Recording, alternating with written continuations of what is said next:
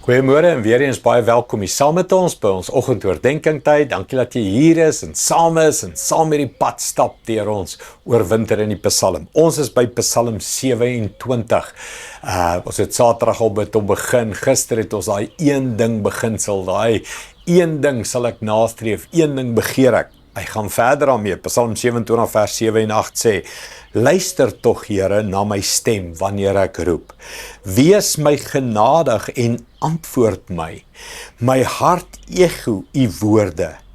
Julle moet my teenwoordigheid opsoek. U teenwoordigheid, Here, soek ek op. Mens, dis die geheim van die lewe, die teenwoordigheid van die Here. Hy sê, Here, hoor my roep, ek soek na U, ek begeer U, en hier's dit wat in my hart, ego, binne in my is daar 'n stem, iets wat roep en sê, ek soek U teenwoordigheid. Mens, ek dink aan wat sê Johannes 15, U is die wynstok en ons is die loter, sonder U kan ons niks doen nie. Ons wil net verbind met U bly. Is dit waar jy is, Here, ek soek U teenwoordigheid vandag. Wat soek jy vandag, né? Wysheid vir 'n vergadering, antwoorde op moeilike sake.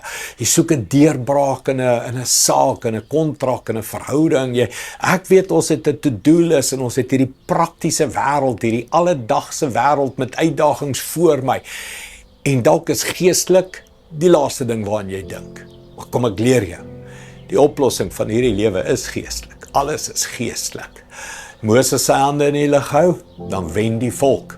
As Moses sy hande laat sak, verloor die volk. As jy die Here soek eerste, dan gaan jy wen. Dan gaan al die goed gebeur waarna jy soek. Dan gaan al die antwoorde kom. Dit is anderster en dit werk nie soos die wêreld en lyk nie so nie, maar soek eers die Here. Soek allereers die koninkryk van God en al hierdie dinge sal vir julle bygevoeg word.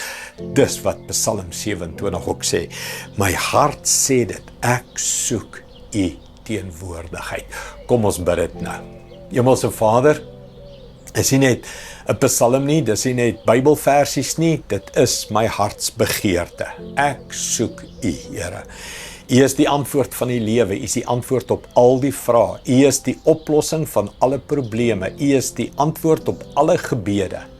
Ek soek U teenwoordigheid. Dankie daarvoor, Here.